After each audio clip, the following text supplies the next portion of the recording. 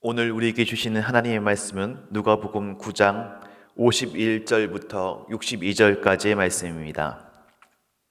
예수께서 승천하실 기약이 차감해 예루살렘을 향하여 올라가기로 굳게 결심하시고 사자들을 앞서 보내심에 그들이 가서 예수를 위하여 준비하려고 사마리아인의 한 마을에 들어갔더니 예수께서 예루살렘을 향하여 가시기 때문에 그들이 받아들이지 아니하는지라.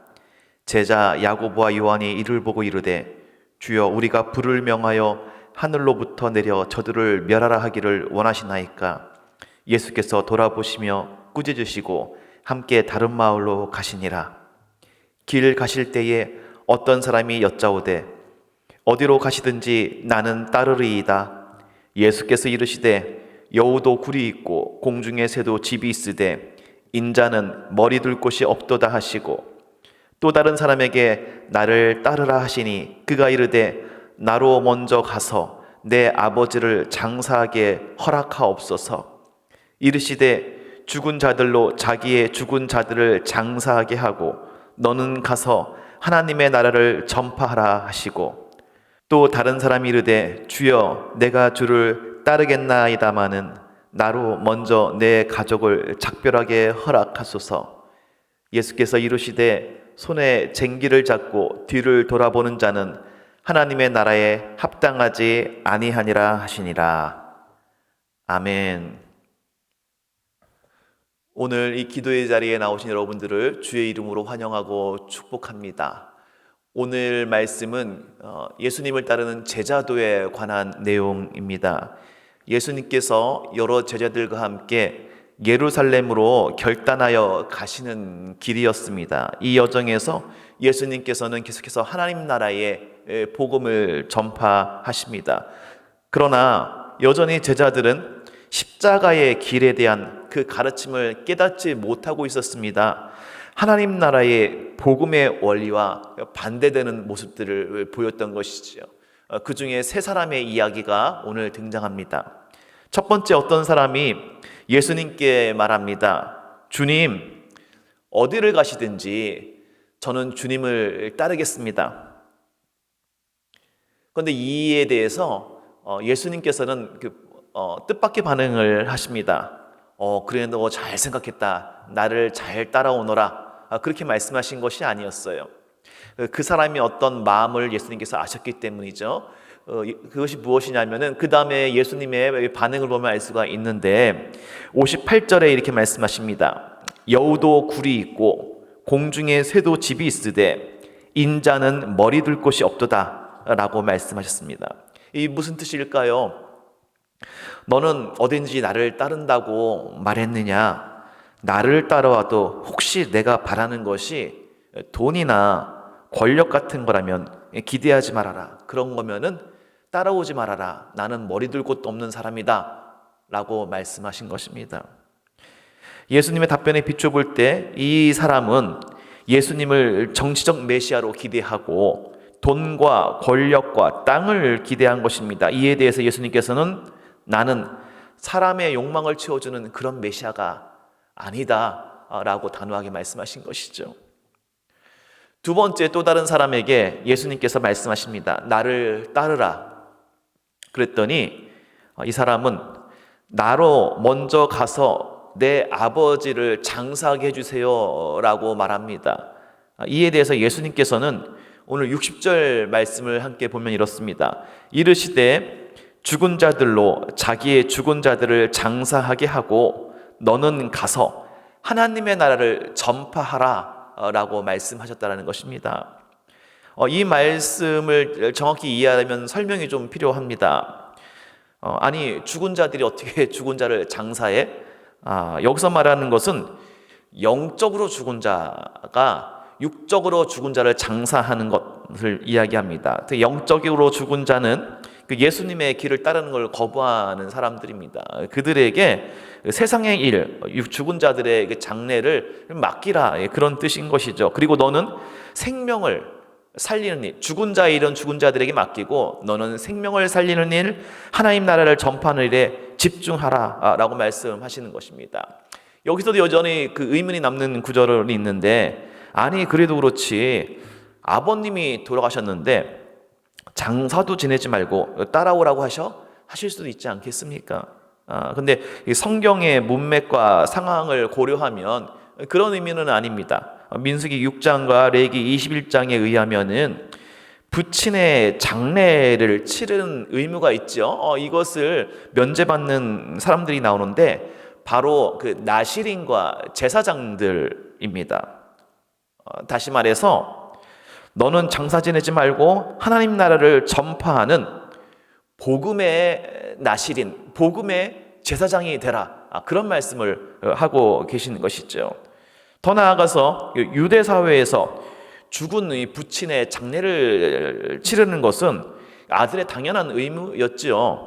이것은 뭐 허락받지 않고의 문제는 결코 아닙니다. 여기서 언급된 내용은 결국 부모 봉양에 관한 것으로 보아야겠지요. 다시 말해서 우리 아버님 많이 늙으셨어요. 이제 좀 돌봐드리다 보면 곧 돌아가실 것 같은데 제가 좀 돌봐드리다가 지금 시간이 지나고 나서 돌아가시면 장사 지내고 그 다음부터는 제가 예수님 잘 따라갈게요 라고 말하는 내용이고, 이에 대해서 예수님께서는 부모 봉양보다 하나님 나라가 우선이다 라고, 그것이 시급하다 라고 말씀하시면서 너의 삶의 우선순위를 조정하라 라고 하시는 것이었죠. 십계명의 관점에서 볼 때 사람의 여러 중요한 일들이 있는데 가장 중요한 일이 무엇입니까? 사람의 일들 가운데 가장 중요한 것은 5계명입니다. 내 부모를 공경하라. 그럼 그 사람의 일들 중에서 가장 중요한 게 부모 공경이고, 그럼 그 부모 공경보다 더 중요한 게 있다면 그게 뭐예요? 그게 하나님을 섬기는 것이죠. 하나님을 경외하는 것이죠. 그러므로 예수님께서는 예수님을 따라가는 그 제자의 삶을 살아가는 데 있어서 사람의 그 어떤 일보다, 부모 공경보다도 먼저 해야 할 것이 하나님을 경외하는 일이고 하나님을 따르는 일, 그것을 최우선 순위로 삼아라 라고 오늘 말씀해 주고 있는 것입니다. 여기서 예수님께서는 제자의 길을 간다고 하는 사람들의 그 어떠한 그 망설임을 아셨지요. 오늘도 우리도 그런 망설임들이 있습니다. 그 사람의 생각에 중요한 일이 참 많이 있지 않습니까? 중요한 일들이 있는데 그 사람의 중요한 일들 때문에 하나님을 하는 것을, 하나님을 따르는 것을 망설이게 되는데, 머뭇거리게 되는데, 그러지 말고 결단해라 라고 말씀하고 있는 것이지요. 이 결단이 오늘 저와 여러분들에도 있게 되기를 주의 이름으로 축원을 드립니다. 세 번째 사람에게는 가족에게 작별 인사를 한 후에 예수님을 따르겠다 라고 오늘 말씀합니다. 작별 인사를 하겠다. 61절, 62절 말씀을 봅니다. 61절에 또 다른 사람이 이르되 주여 내가 주를 따르겠나이다마는 나로 먼저 내 가족을 작별하게 하소서. 예수께서 이르시되 손에 쟁기를 잡고 뒤를 돌아보는 자는 하나님의 나라에 합당하지 아니하니라 하시니라. 여기서 세 번째 인물이 말한 가족과의 작별 인사는 우리가 흔히 하는 그냥 일반적인 작별 인사가 아닙니다. 뭐 그냥 따라가면 되지 뭐 굳이 작별 인사하고 따르겠습니다 그렇게 생각할 것도 아니죠. 이 맥락의 의미를 우리는 예수님의 답변을 보면 더 정확히 알 수 있게 되는데, 예수님께서는 그래 가족 인사를 해 혹은 가족 인사를 하지 마 그렇게 말씀하신 것이 아니라 그 답변의 내용 보니까 손에 쟁기를 잡고 뒤를 돌아보지 말라라고 말씀하셨습니다. 이거의 무슨 뜻일까요? 이것은 당시 성경 안에서 통용되는 관용어구입니다. 그러니까 이것을 역시 설명이 필요한데요. 이 문답의 내용을 이해하려면 열왕기상 19장에 있는 내용을 알아야 합니다. 여기에 보면은 선지자 엘리야가 엘리사를 찾아갑니다. 그는 엘리사는 소를 데리고 밭을 갈고 있었는데요. 엘리야는 그에게 겉옷을 그 위에 던졌습니다. 이게 무슨 의미냐면은 내 제자가 되라는 것이죠.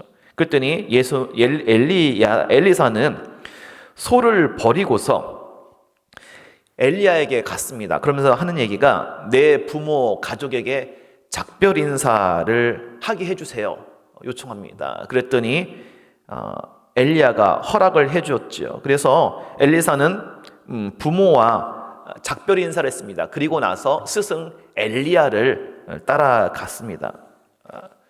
이것을 이해한다면 이제 오늘 그 내용을 우리가 더 정확히 알 수 있게 되죠. 오늘 그 제자가 예수님께 뭐 그냥 주님 저 따르겠습니다 하면 될 것을 가족에게 작별 인사하고 따르겠습니다. 또 예수님께서는 손에 쟁기 언급하시는 이 모든 것들이 불순한 의도가 담겨 있는 것이죠. 예수님과 어떤 협상을 하겠다는 것에 대한 그 표현이 담겨 있는 것을 예수님은 아셨다는 것입니다. 엘리사가 엘리야의 수석 제자로 그렇게 따라가는 과정이 있었던 것처럼 이 표현은 예수님, 제가 예수님을 따라갈 것이니 제가 그 예수님의 수석 제자가 되게 하여 주시옵소서, 이런 표현인 것입니다. 예수님께서는 이런 목표를 가지는 것은 마치 쟁기를 잡고 뒤를 돌아보는 것과 같아서 제대로 따르는 것이 아니라 온전한 제자도의 삶을 살려가면서 권력을 추구하는 것이다, 그러지 말라라고 질책하는 것이지요. 예수님의 길을 그렇게 따른다 한다면 사실은 위대한 제자가 되어서 따른다 그런 생각도 사실은 다 부적절한 것이고, 제자 중에서 최고가 되어 그런 것도 다 부적절한 생각이라는 것입니다. 이처럼 오늘 본문을 살펴보면 예수님을 따라서 십자가의 길을 걸어가는 삶이 어떠한 것인지 잘 설명해 주고 있습니다. 예수님을 따르겠다고 하는 사람들 중에서 어떤 첫 번째의 경우처럼 여전히 세상적인 가치와 욕망을 추구하는 사람이 있습니다. 두 번째의 경우처럼 세상적인 욕망 그리고 하나님의 일 중에서 왔다 갔다 망설이는 사람도 있습니다. 세 번째는 이제 완전히 하나님의 나라 일을 한다고 합니다. 근데 그 가운데서 최상의 어떤 권력, 으뜸되는 권력을 추구하는 사람도 있지요. 그리고 이것이 제자들의 모습이요, 또 우리들의 현실이기도 할 수 있다는 것입니다. 오늘 이 시간 그래서 결코 만만치 않은 이 제자도의 삶을 다시금 우리는 돌아보아야 할 필요가 있습니다. 마치 자동차가, 비행기가 목표를 향해서 속도를 높여나가면 그만큼 공기저항이 더 세지고 많은 장애와 어려움을 만나는 것처럼 우리가 하나님의 나라를 추구하고 제자의 삶을 살아가려 할 때에 세상의 저항과 세상의 불순물과 세상의 유혹과 핍박은 더욱더 증가합니다. 오늘 우리가 함께 생각하고 우리가 돌아보아야 할 것은 제자의 길을 걸어가려는 길목에서 우리가 내려놓아야 할 것, 세상적 가치와 옛 소망은 무엇인지, 조종되어야 할 우선순위는 무엇인지를 돌아보기를 원합니다. 십자가의 길을 따라가는 제자의 삶은 세상을 향해 큰 소리치는 일도 아닙니다. 가장 겸손함으로 나아가는 것이죠. 세상을 향해 섬기는 것입니다. 이 삶은 세상이 주는 평안함을 쫓아가는 길이 결코 아닙니다. 그럼에도 우리가 이 길을 가는 가운데 놀라운 기쁨과 은혜와 평안이 있는 것은 그 길이 생명의 길이기 때문에 그렇습니다. 이 길은 사람을 살리는 생명의 길이지요. 이 땅과 내세에서 영원한 지옥으로 죽어가는 그 영혼들을 다시 살리는 바로 그 생명의 길입니다. 그러므로 이 시간 세상의 근심과 염려로 주의 길을 저버리는 자 되지 않고 온전한 제자의 길을 따라가기를 결단하고 다짐하는 저와 여러분들 되시기를 주의 이름으로 축원합니다. 우리 함께 기도하겠습니다. 기도할 때에 하나님, 온전한 제자의 길을 걸어가게 하여 주시옵소서. 세상적인 가치를 내려놓고 삶의 우선순위를 조절하게 하여 주시옵소서. 우리 함께 기도하도록 하겠습니다. 은혜와 사랑이 풍성하신 아버지 하나님, 오늘 주의 말씀을 가지고 우리의 삶을 다시 돌아보게 하여 주시니 감사합니다. 우리가 하나님을 사랑하고 예수 그리스도의 삶을 쫓아 따라가고 제자의 삶을 감당하면서도 여전히 세상적인 욕망과 세상적인 가치를 따라가고 또 그 사이에서 방황하며 하나님을 일한다고 하는 그 상황을 쫓아야지 오히려 여전히 나의 욕심과 나의 욕망을 추구한 것은 아닌지 돌아보고 반성하고 회개하여 주옵소서. 온전히 주님을 바라보며 주의 뜻 가운데 서게 하여 주시옵소서. 주여 긍휼히 여기시고 감당할 수 있는 은혜와 사랑과 믿음을 허락하여 주시옵소서. 지금 우리 주 예수 그리스도의 은혜와 자비하신 아버지 하나님의 사랑과 성령님의 감화감동 위로교통 역사하심이 온전한 제자도의 삶, 예수 그리스도의 삶을 따라가는 제자의 길을 걸어가기를 결단하며 모든 세상의 욕심과 유혹과 낙심을 끊어버리고 주께 나아가기를 원하는 주의 백성들 머리머리 위에 지금부터 영원토록 주님의 은혜와 사랑이 함께 하시기를 간절히 축원하옵나이다. 아멘.